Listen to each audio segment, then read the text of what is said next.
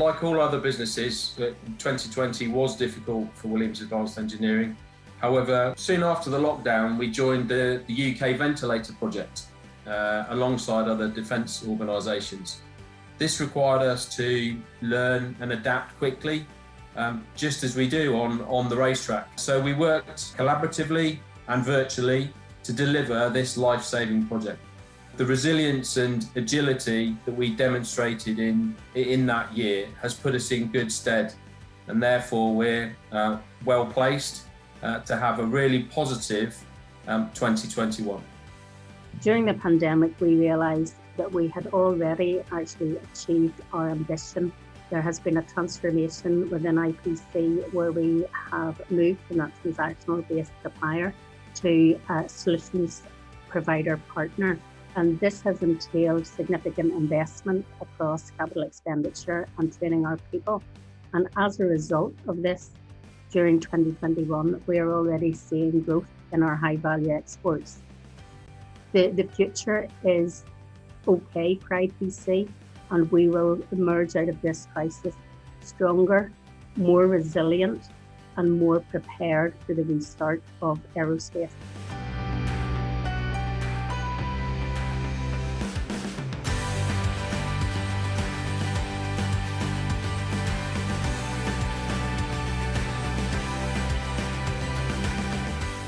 What key technology developments does the aerospace industry need for the future success? For Spirit, it's really around about ultra-competitive composites, lean metallic structures, and it's also about how we are deploying this through our Aerospace Innovation Centre, and that's really around about a collaboration centre with our supply chain to support successful programmes like Fly Zero and Wing of Tomorrow. Through that work, we've managed to onshore significant product back to the UK that otherwise would have ended up in low-cost supply chains. In terms of creating the right environment for innovation, the most important thing is to create an environment of trust, that our people are given the confidence to be bold, explore, to come up with great ideas, and to be given the backing to take those forward. We've got an amazing infrastructure around us in both our companies, but also in the research centres, catapult centres, and universities that we can really plug into.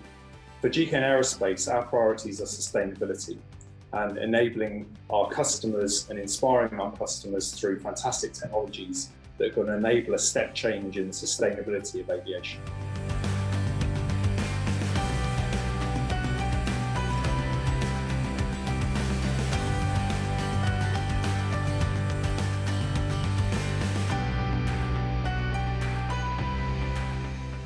"2020 was a difficult and challenging year for our members. Many showed great resilience by supporting the ventilator challenge, and we continue to look at ways to add more value to our members. We launched the COVID Information Hub to support our already existing Brexit Information Hub. We continue to liaise with government to ensure that our messages and key priorities are heard at the right level, and we now look forward to a more positive 2021.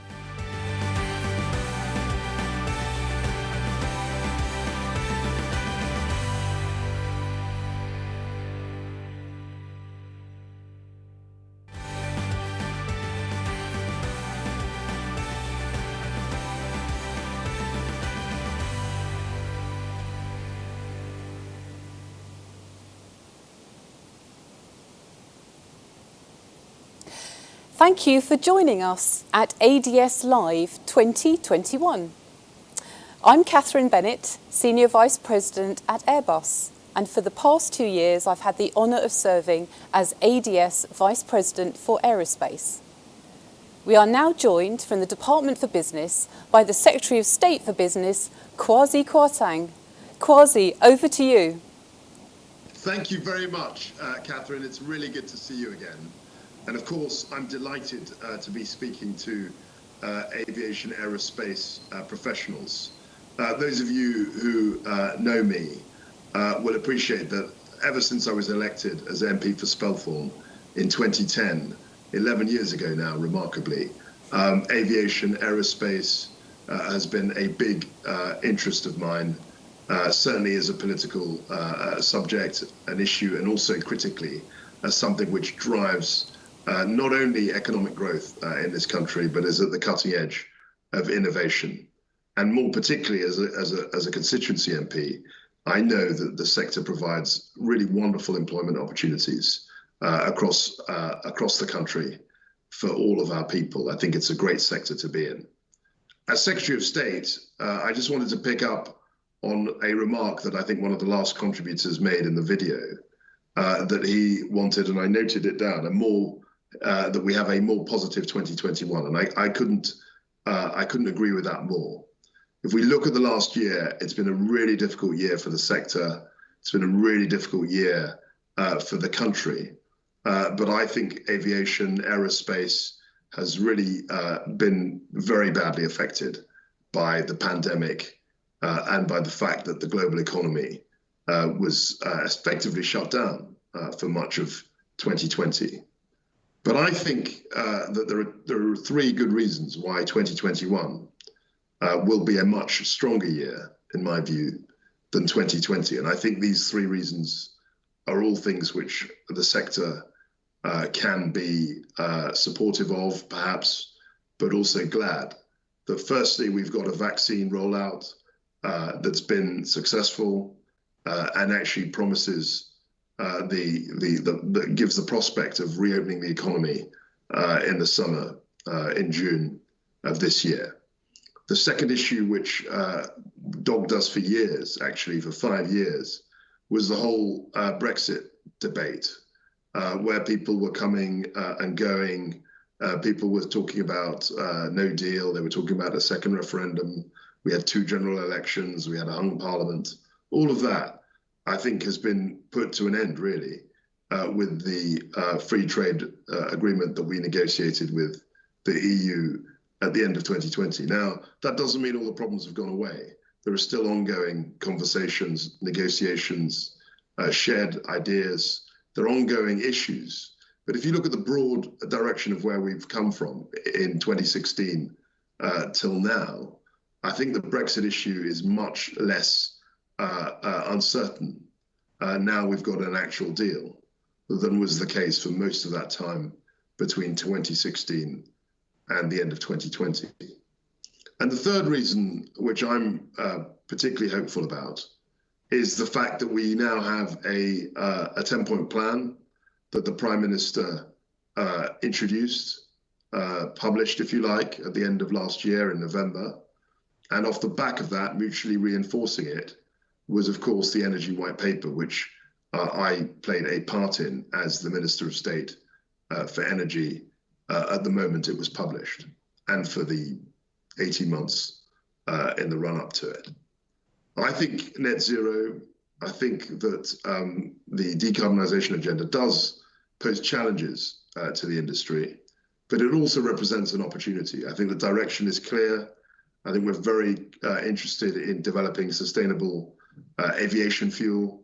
I was delighted to co-chair only last week the Jet Zero Council, and it was the first council meeting that many of you will know, but it was the first council meeting that we hosted where Emma Gilthorpe of Heathrow was sat in the chair, as it were, as the newly appointed CEO. I'm delighted that she's taken up that role, and she will do it really effectively. So those are 3, I think, solid reasons for a more optimistic outlook on 2021. Having said all of that, I think there are still outstanding challenges. I think that trying to get the right balance in terms of growing the industry, but also being mindful of the climate change agenda. I think that's a tricky balance perhaps to strike.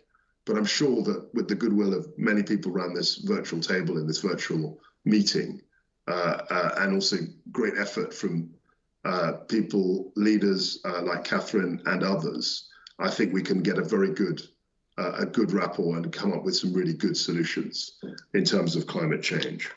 I think that the prospects for the UK broadly are very encouraging. I think we've got some great industries represented here, I suppose, most particularly in aviation. And in aviation and aerospace, we not only have a thriving civil aviation sector, but we also have potentially, already a world-beating military aviation section, and that's sector, and that's something that has fed into our traditions of innovation, of science, and of developing defense capability, soft power around the world. All of these things, diplomacy, economics, travel, all of these things combine to put us in a very good place, I think, as far as the aerospace industry is concerned. I've only been in post 2 months. Many of you I know, I've known for many years, either as an MP representing a constituency, as I've said, which has a real interest in aviation, but also in my capacity as an energy minister. I met a number of you, and I'm really, really pleased that as Secretary of State, I can play a small role in championing the sector, in making sure that aviation, aerospace, all those traditions are maintained, and that we can really drive a leadership role here in the UK, as well as leading the way, as we are, in the fight against climate change. I think it's a great opportunity. I'm really excited to be doing the job that I'm doing. And I look forward, actually, in the next few months, to meeting some of you, I'm sure, in forums such as this, or perhaps in smaller association, smaller venues, where we can exchange ideas about how we can really drive progress and innovation in this vitally important sector. Thank you very much. Thank you, Secretary of State. You mentioned the Prime Minister's 10-point plan, and obviously we as an industry are very keen to work with you and the rest of the government to help ensure the UK is a world leader. And I just wondered, any thoughts from you about how we can work together in the development of net zero aircraft technology? Look, I think there's a real opportunity for the sector to engage with the government. I mentioned the Jet Zero Council. I know a number of you are on it. And I think you should always feel that BEIS ministers, certainly myself, and officials are open to ideas as to how we can actually drive progress, as you say, Catherine, in this really important area. I think aerospace sits across two really important strategic objectives of mine here in BEIS. The first, obviously, is the net zero agenda, and you will remember that I think it was the 7th of the Prime Minister's plans, the 6th actually, that related directly to not only aerospace but also maritime, getting clean fuel for ships. That was squarely addressed in the Prime Minister's plan, and I'm really hopeful that we can share ideas and that you can engage, as you have done in the past, with the government on this new agenda. Thank you. I mean, you just mentioned maritime, and of course this week's been a big week on with the defence reviews, and we're just interested, many of our members are interested in public procurement and national security and investment, and wonder if you could talk a bit about your role in enabling investment in all of these sectors through the reforms that your department are helping lead.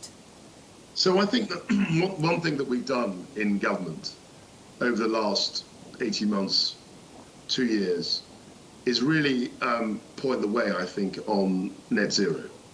So when I look back to July 2019, when I was appointed Energy Minister, we'd only just passed the net zero bill, the net zero carbon emissions bill in June 2019. So it was about 3 weeks old, that piece of legislation. What we did in 18 months was that we really put flesh on the bones of the 10-point plan. We published, as I said, an energy white paper. And what those documents did was really point the way in terms of our ambition and in terms of what we want to achieve. And I think investors, particularly the energy sector as well, really appreciated that. What I want to do in the next few months is really publish an innovation strategy, which, by analogy, will have a number of missions and will adopt an approach or outline an approach to innovation. And what I've said in a number of forums is that there are a number of key sectors that sit across not only net zero, but also are fully engaged with the wider innovation, the innovation story, if you like. And clearly, I think aerospace, both defense and civil aerospace, really sits at the center of that. And that's why I'm really keen to engage, as you know, Catherine, with the sector. I'm really keen to hear ideas. I'm delighted that we managed to get momentum behind the Jet Zero Council. I'm very hopeful that that will meet regularly. And I think it's a very exciting time, generally, to be in aviation, to be in engineering, and to be tackling climate change as well.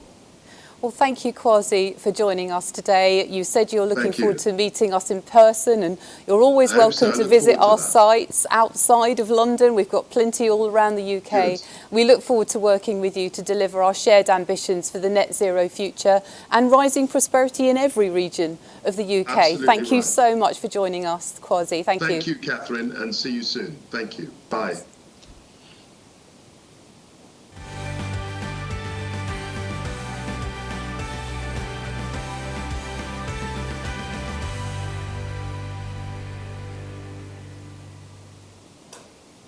Well, now we're joined by Tony Wood, who is the CEO of Meggitt and, of course, the president of ADS. And Tony's going to talk to me today about setting out the outlook for our industry and our priorities for 2021. Very warm welcome to you today, Tony. It's great to be here. So usually we have the pleasure of seeing you in a bow tie at the ADS annual dinner. Of course, things are a bit different for us this year. But I do remember at the dinner last year, you talked very well and very clearly about the 3 S's: strategy, sustainability and skills. Where do you think we are today, Tony, on those priorities? Well, it's been quite a year like no other, as we all know. But those strategy, sustainability and skills priorities are as important today to our activities across the 4 sectors that we represent as they are to our partnership with government.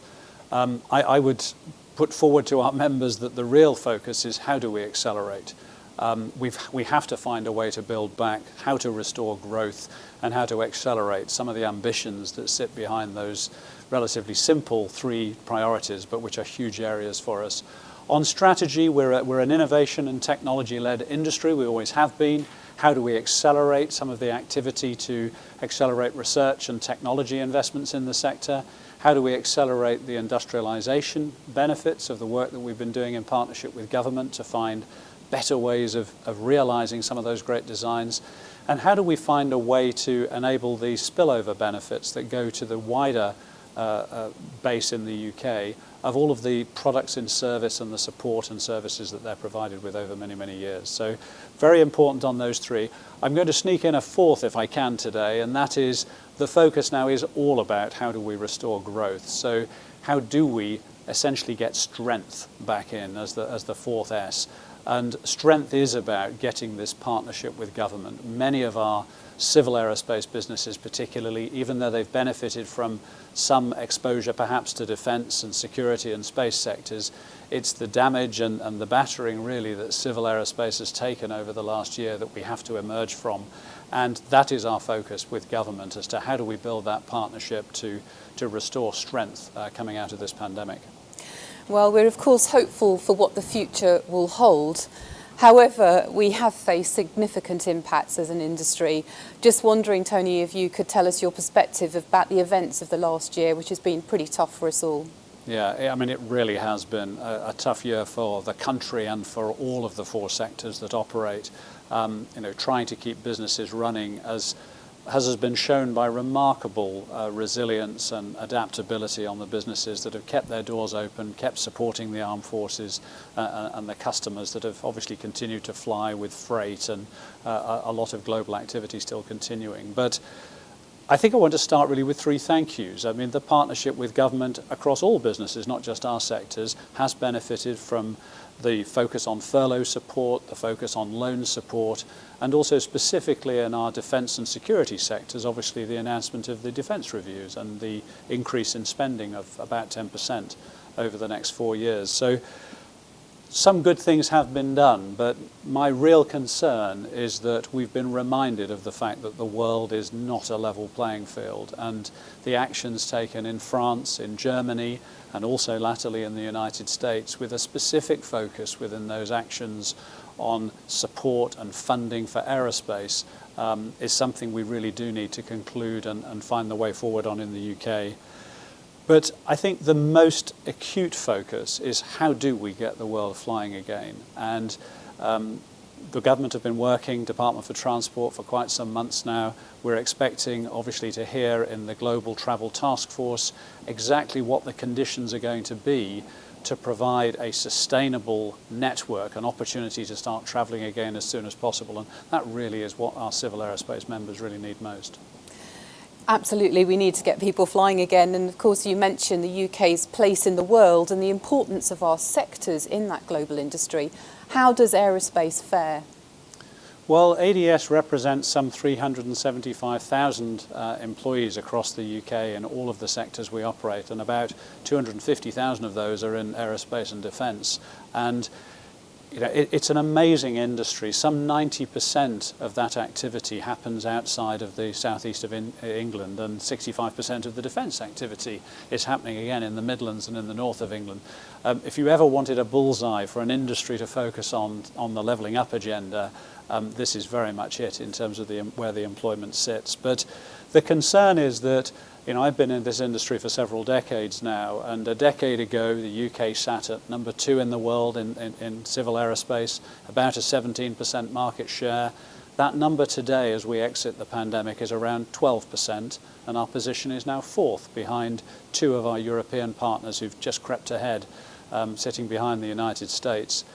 That really is a challenge for us, but it is an enormous opportunity. And with the advent of sustainable aviation, with the great companies that we've got across the United Kingdom, it's about how do we partner with government in a challenging time for business to invest, to really focus on some of the opportunities like sustainable aviation to get the growth back into the industry and start winning for the future. So going back to your second S, sustainability, of course, this year is a landmark year for the UK, with the eyes of the world looking at us with COP26 coming up in Glasgow in November. What can we look forward to as we emerge from the current crisis with respect to sustainability? Well, as I've said, this is an amazing industry. It's proven itself to create some phenomenal innovative solutions to some of the problems of how do you enable flight. I mean, we've gone from the propeller to the jet engine. That was a 50-year journey. 70 years later, we're now very much in the foothills of the opportunity to make the next transition to fully sustainable travel by air. And we can look with some optimism and enthusiasm at the fact that 80% of the world's population still have to take their first flight. Our opportunity in the UK, with the great industries that we have, is to enable that to happen sustainably. And this isn't something that happens in several decades' time. Within this decade, certainly at the small end of air travel, we're going to see fully sustainable designs. And that's really why we're focusing our conversation with government on not just the sustainable incremental improvements every year, but those radical improvements in aircraft propulsion technologies and in aircraft fuels, sustainable aviation fuels that the Secretary of State was just talking about. Those 2 areas are what are required and where we need to invest to make that step change. And the ask is that that's going to require a doubling of the investment in the Aerospace Technology Institute, which has been very well supported by government over the last few years. But to make that step and re-level our playing field with our competitors around the world, we have a unique opportunity. We're at an inflection point to do that now, to speed the growth as we emerge from the pandemic.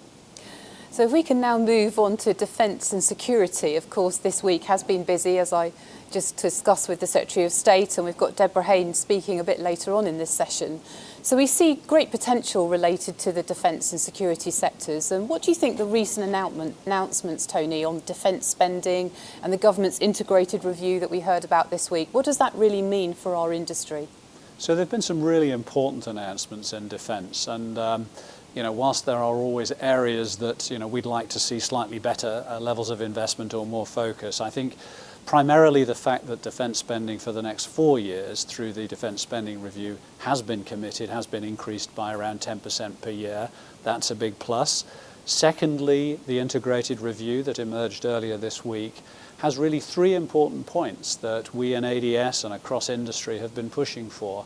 The first one is that we should not be moving to a default solution of global competition when the UK is looking to purchase defence capability and security capability. And there's a tremendous amount of investment and the opportunity of government to invest in the UK, build that industrial base and get as much benefit from that as they can.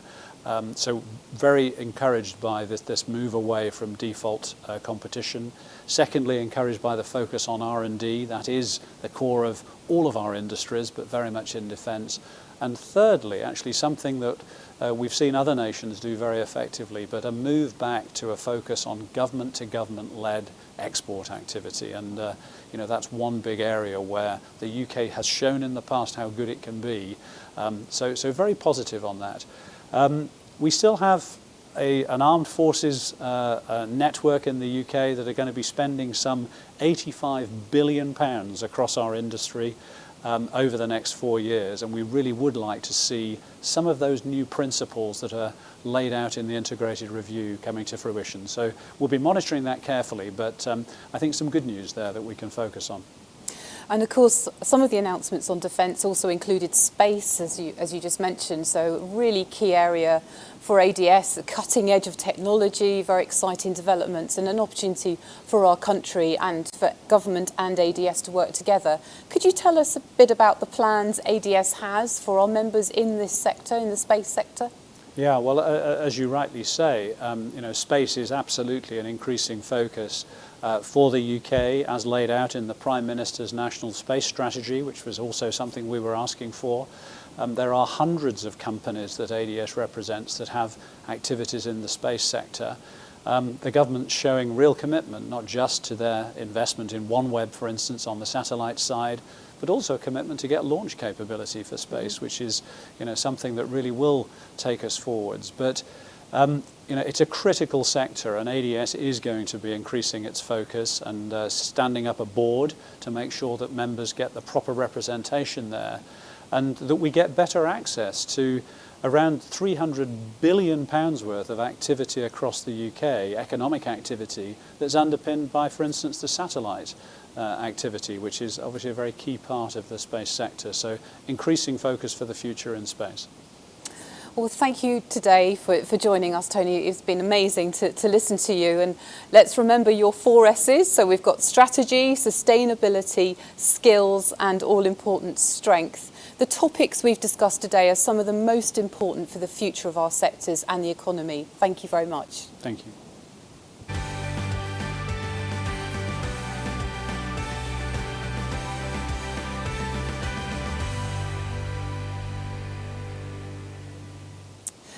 And a little bit later, we'll be hearing from Kevin Craven, who will be taking up the role of ADS Interim Chief Executive on the 1st of April. We are now joined by 2 fantastic speakers for our International Industry Outlook. Kevin Michaels is Managing Director of AeroDynamic Advisory, a specialist consulting firm focused on the global aerospace and aviation industries. He has 31 years of experience in the industry. He's a contributing columnist to Aviation Week and Space Technology, and he chairs the advisory board of the University of Michigan's Aerospace Engineering Department. Deborah Haynes is a foreign affairs editor for Sky News and was previously defence editor at The Times. She has covered conflicts in Iraq, Afghanistan, and Libya, and is a leading expert on armed forces issues in the UK. And this year, she has been interviewing a high-profile lineup of experts and decision-makers for her Into the Grey Zone podcast series that explores the murky evolution of modern warfare. But first, we're going to hear from Kevin for his assessment of the International Aerospace Outlook. Good afternoon. I'm Kevin Michaels with AeroDynamic Advisory, where I'm Managing Director, and I'm very excited to share my thoughts with you in brief today on the impact of COVID on the commercial aerospace supply chain. So it's a real pleasure to be here for ADS Live 2021. So clearly, the COVID crisis is unprecedented in the jet age, and so much of what is going to happen and how quickly our industry will recover is going to be linked, of course, to vaccine distribution, and penetration in various countries. What I show on the left here is when we expect to see herd immunity reached in various parts of the world, and the dark green are those that reach it first, and the usual places you might expect. The US, much of Europe, we expect to see it first. But in large parts of the world, it's going to take much longer. It's going to go out to 2022 or 2023, according to the Economist Intelligence Unit. What's that mean for air travel? It means it's going to take a while to get back. And I know there are various projections out there today. We believe it'll be late 2023 in our nominal scenario when RPKs recover to pre-COVID level. The two exceptions here are China, domestic China, and air cargo. And speaking of air cargo, this is one of the bright spots in aviation today. And it's interesting that air cargo activity recovered to pre-COVID levels by the end of last year. And what's happening now is that we've had an explosion of e-commerce and particularly online shopping across the world. And that has led to new distribution channels, new behaviors. We've really accelerated online shopping by 5 to 10 years.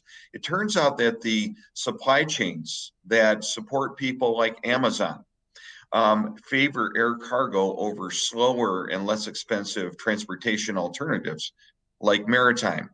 And so what that means, and that is what is behind this very fast recovery, and it means that when we get to the other side of this crisis and we get back to sound global growth, I think we're in for a good period of growth in air cargo.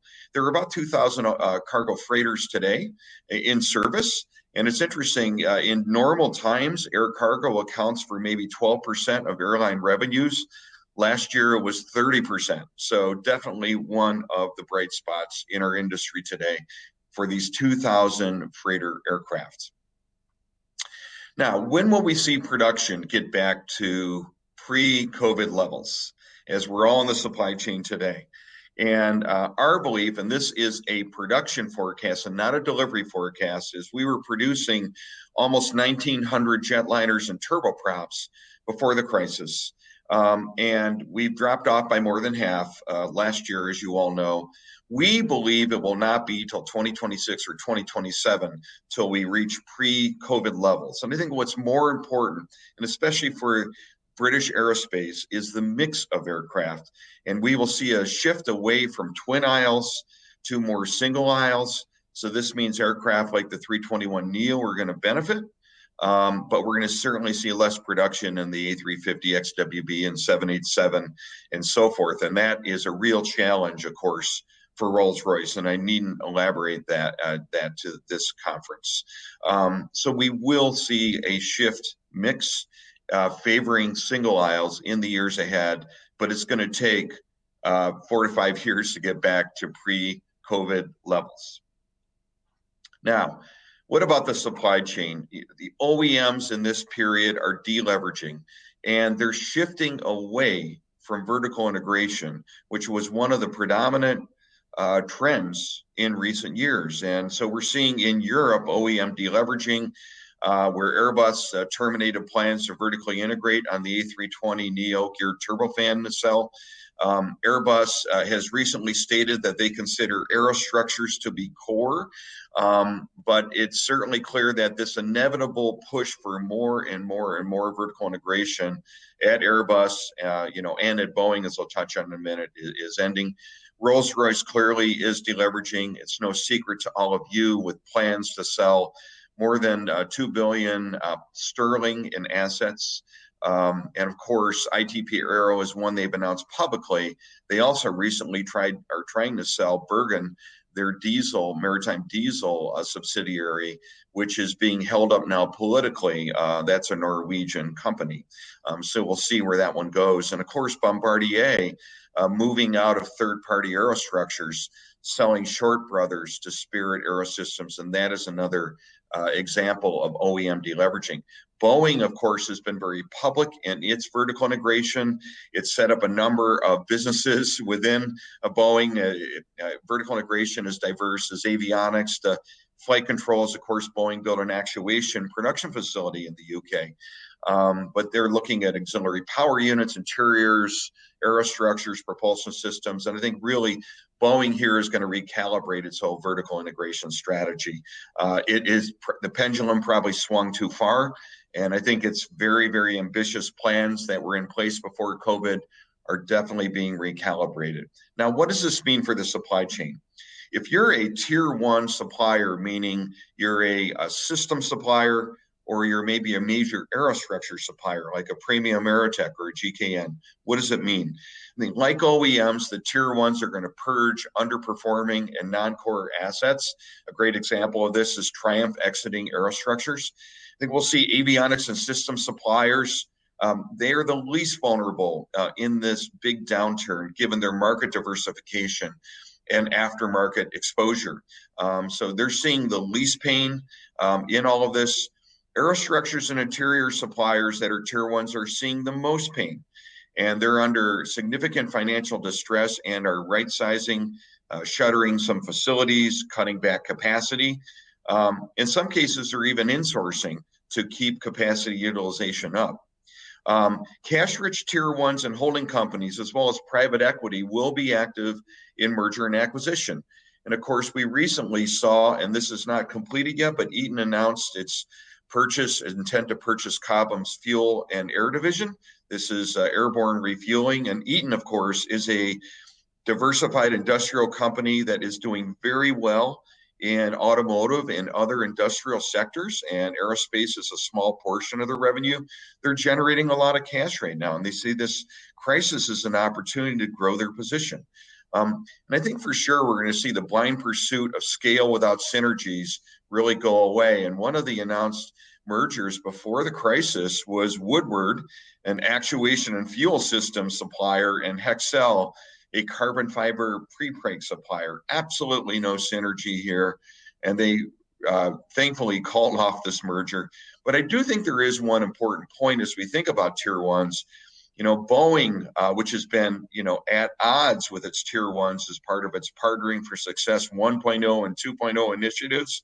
And of course, Airbus has been pursuing its own supply chain initiatives with Scope Plus. But for Boeing in particular, which needs to launch a new aircraft, it needs risk-sharing partners. And the question is will they come to a rapprochement with their tier ones, because they are going to need them to respond to the A321neo and introduce its next white sheet, which I believe has to happen. What about the sub-tier suppliers? And what I'm showing you here are their tier twos, those that make components and sub-assemblies, the tier threes that do make-to-print parts, and tier fours, which are the mill products, forging and casting. Well, at the tier twos, we're going to see some attrition at aerostructures and interiors, targeted acquisitions by tier ones here as well. Teledyne acquisition of FLIR Systems being an example, and potentially unwinding poorly constructed tier ones and turning them into tier twos. TransDigm bought Esterline and turned it into more than 15 tier two companies, going back to the old brands. At the tier three, that's where we see the big attrition happening. These are the make to print shops, the smaller mom and pops. Think of the Midlands in the UK. And this is what we need to really watch. Attrition is expected here. Diversified suppliers serving defense, business and general aviation, or non-aerospace customers are best positioned. Government support programs are going to be very important here. We've seen very limited attrition in the UK thus far. The executives I've spoken to think that the defense activity in the UK is helping to sustain many of these smaller suppliers, and may that continue. And finally, when we get to the tier four level, this is mostly consolidated. There are very big companies here providing mill product and forging and casting, and they should be able to survive this crisis, although they will see probably the biggest downturn in business in the years ahead.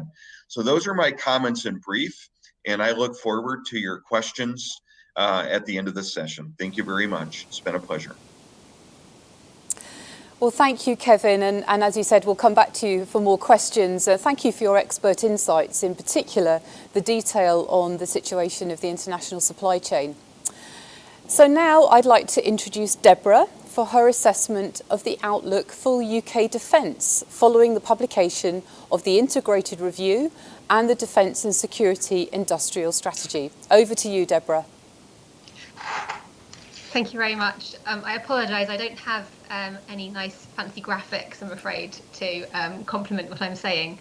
I thought I would use these 10 minutes to talk first of all about the defence spending settlement that was announced last year, and then to sort of look a bit at the Integrated Review and the Defence Command Paper that then followed this week, and then to offer some thoughts about what that might mean for the defence and security industries.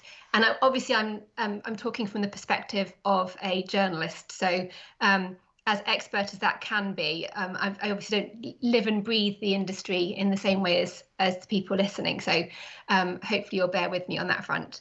But as somebody who has spent much of the last decade covering the defence area, I remember covering the Strategic Defence Review in 2010 and the ambition that was set out, that then set against the resource that was allocated and obviously set against the huge cuts that were then imposed, and the pain that the armed forces and the Ministry of Defence have then gone through over the subsequent years, trying to meet that ambition within the resources that they were given, while at the same time having to deal with a legacy of, and we all know about it, terrible procurement decisions that have added to that the black hole in defence, the infamous black hole.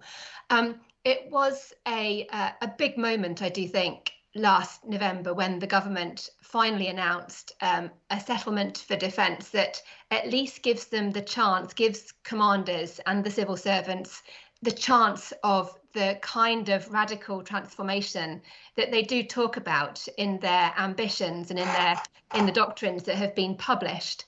But it was also interesting that you have that against a backdrop with society reeling from this incredible existential crisis that is the pandemic, and this economic crisis, the likes of which most of us, that we haven't been seen in 300 years, and people asking, why is defence getting this kind of settlement? And I think that really does feed into what then followed with the Integrated Review and with the Defence Command Paper, where you have got government trying to articulate in the best way that I've seen so far the nature of the threat. And that really was what the podcast that Katherine kindly mentioned that I've been doing was trying to do, was to try to help explain how the nature of warfare, or the character of conflict, however you like to describe it, is changing, and how even you might not be able to see tanks and troops rolling down your road, so therefore the public might not feel a threat, but we're being undermined in very different ways, but in ways that can cause just as much harm in terms of creating division in our societies, undermining the democratic values that we've all become accustomed to since the end of the Second World War. And that whole idea of a world which is currently dealing, they talk about constant competition. The US talks about great power competition. The UK is now talking about systemic challenges and systemic competition, that idea of systems competing, authoritarian systems like we're seeing with the rise of China against the democracies, the old democracies that we all know and cherish.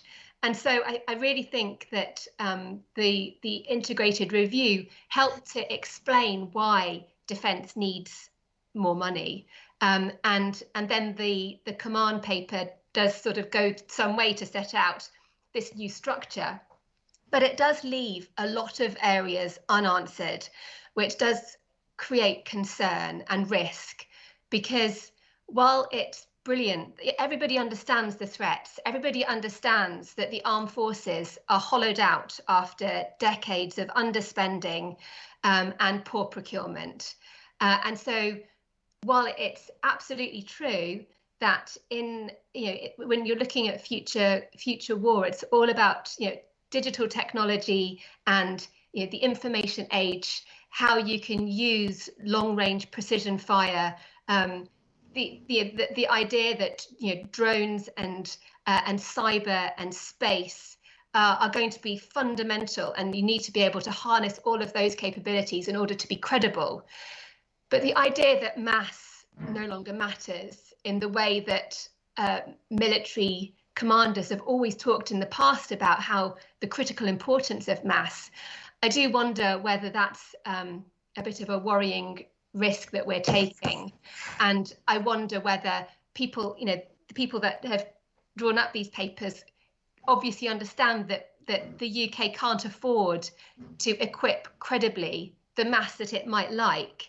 And so therefore, we're shrinking the size of the forces, and we're hoping to create an armed forces that does have that credible technology and credible equipment to ensure that they are able to compete in these constant operations. I mean, the way that the military is going to be used now is all about how they're going to be persistent engagement, persistent presence under the threshold of war. But clearly, there's the possibility of that status, that sort of status quo changing, and suddenly you're plunged into war. And then, can you really have the mass to sustain an operation? So that's a worry. The other worry is, while we're obviously they set out clearly the plans to retire what the military are calling these sunset capabilities, and then you've got your sunrise capabilities.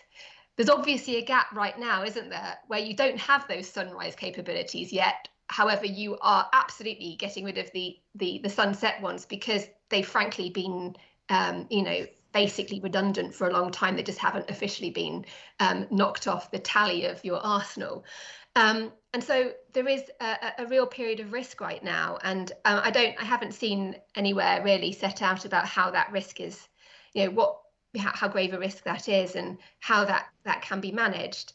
But ultimately, obviously, the direction of travel is clearly the right one in terms of the nature of the threats that we face and the resource limitations that you obviously face. But you wonder whether those, I talked earlier about the poor procurement. And while, yes, over the last decade, there have been significant changes and reforms and improvements made on how procurement is done, there is still a question of whether the Ministry of Defence, whether the part of defence that deal with the procurement side of things, whether they are going to be able to be as agile, as flexible, as innovative as they can be. And that's obviously where industry comes in. And kind of like my last point really is how I think it's really fascinating to see how over the sort of decade and a bit that I've had the privilege of being able to look at defence, and obviously in my current job I don't, it's not my day-to-day focus, but how they, this whole idea of the whole force concept and how it is, the UK military strength and capability is not just about the full-time service personnel. It's obviously also about your reservists. It's about the civilian personnel that work in defence, and it's also about the private sector, private industry, and it's written all through the command paper and alluded to into the integrated review about, not alluded to, and a key part of the integrated review about how technology is absolutely key. That whole thrust, that strategic aim of the UK being a science superpower, and that whole idea of the countries that have the technological edge are going to be the winners in this new age. And that doesn't matter how you could be the smallest country in the world and develop this new great technology that fundamentally changes the balance of power. And so clearly focusing on that is vital. And so that partnership between government and industry is more crucial than ever before. So it's a huge opportunity. And I really hope that both sides are able to meet that challenge. And and take advantage of those opportunities. Well, thank you so much, Deborah, and thank you for what I'm sure our audience will have found a fascinating presentation. I absolutely agree with you. The interrelationship between technology, our industry in terms of defence and security, and of course diplomacy is a fascinating development. So Kevin is now rejoining us, and I've just got a few quick questions for the two of you, if you'll permit. So first of all, Kevin, are we seeing an international technology race to meet the net zero challenges? Thanks for your question, and it's great to join all of you.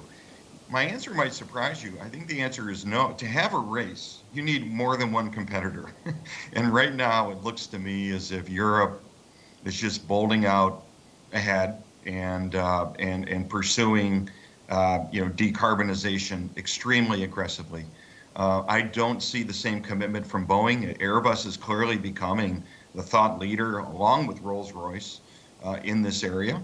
And so it isn't a race yet. And the Chinese are just simply trying to get the C919 delivered and in service, and they're working on the 929. So they're not in the race either, and they're well behind in power plants and propulsion, decades behind the West.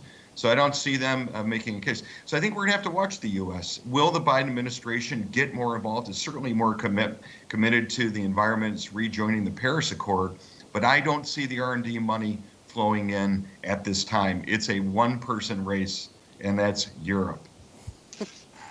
Thank you very much. And in your presentation, you obviously talked about other countries. I mean, I'd just be interested to hear a bit more from you on which countries you think are likely to benefit most quickly from the recovery that we all hope for in international aviation.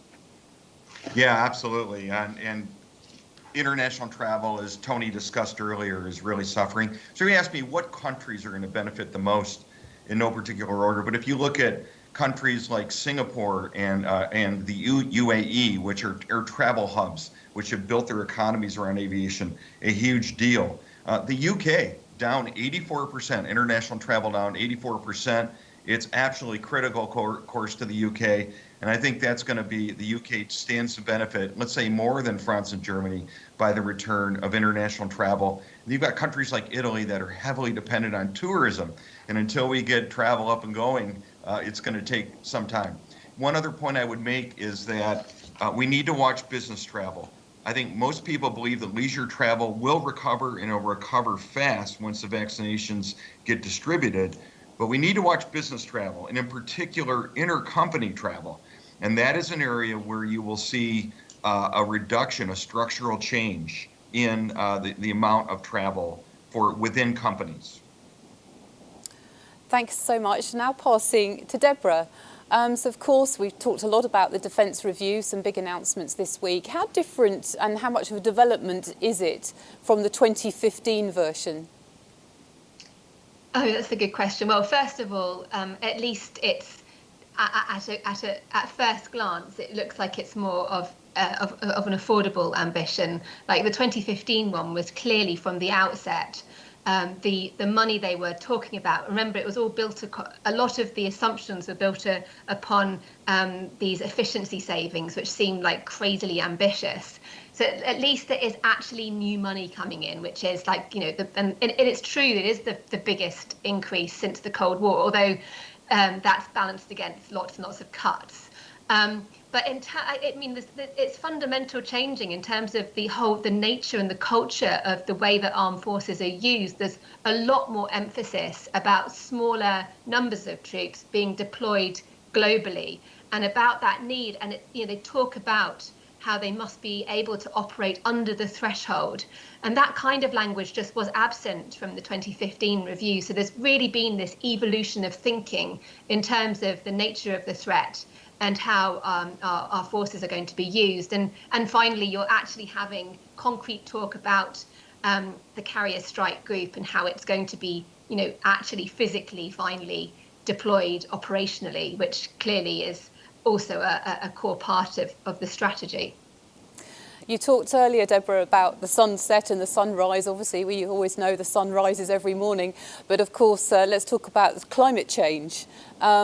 In terms of defence, this is a big topic, but just interested to hear from you about more generally, is climate change going to be a driver of the UK's approach to foreign relations? Well, very much so. I mean, the fact you've got it's a core part of it's one of their international priorities, isn't it? Is about climate change and protecting biodiversity. And I think it's already we're seeing it as being a key theme of the UK's presidency of the G7 this year. And with COP26 happening later in the year too, the world is going to be focused. You know, the UK will have the world's attention as it drives this climate agenda. And again, in that integrated review, it's one of the core themes that runs through the review. Everyone realises that it's an existential challenge and it absolutely has to be met.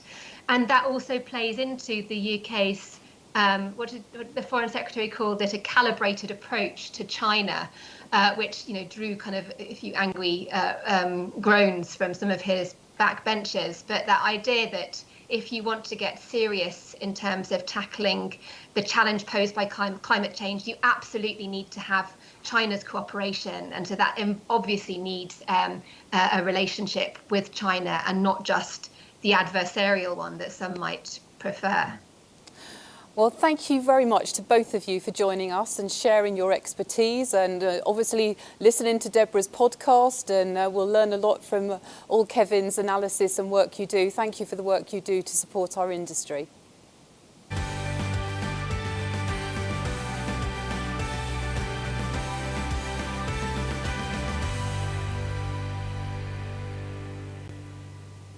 Well, now I just want to say thank you to all of our speakers and all of you for watching and joining us today.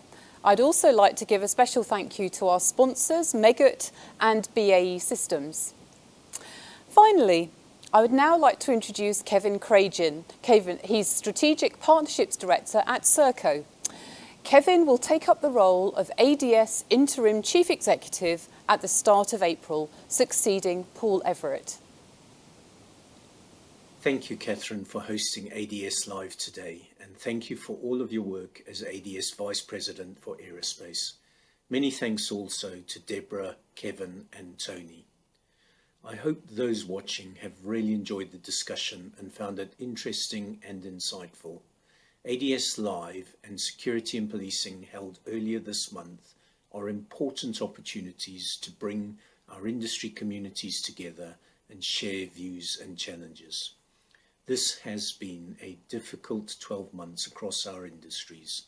ADS is focused on doing all we can to support a strong recovery in the UK aerospace, defence, security and space sectors. The ADS team are working tirelessly to make sure that we deliver the value you need from your trade association and that we are helping you to connect with new opportunities and access the information and guidance you need. Our influence and connections in government have never been as important as they are today. We are making the case for long-term investment in R&D, procurement that maximises the power of UK industry to generate prosperity and to champion exports. We will remain focused on making the most of the new relationship with the EU, ensuring that the Defence and Security Industrial Strategy, DCIS, is implemented in a timely manner and make sure that the UK captures the industrial benefits on the journey to net zero carbon emissions. Government ministers, departments and devolved administrations are hearing the voice of our industries very clearly and will continue to do so. We are looking forward to the coming weeks and months when we can resume our normal programme of events. In July, the Farnborough International Exhibition and Conference Centre will be hosting Spacecom Expo, and in September we expect to host a fantastic UK pavilion at DSEI 2021. Also in July, there will be a second edition of FIA Connect with an exciting 3-day programme of online panels and networking sessions. I'm delighted to be coming to ADS as the Interim Chief Executive from the start of April. Paul Everett has been a great servant to our industries in his time as Chief Executive here, and at ADS we wish him well in his future endeavours. Thank you all for joining us today, and I'm looking forward to working for your business success in the months ahead. Many thanks.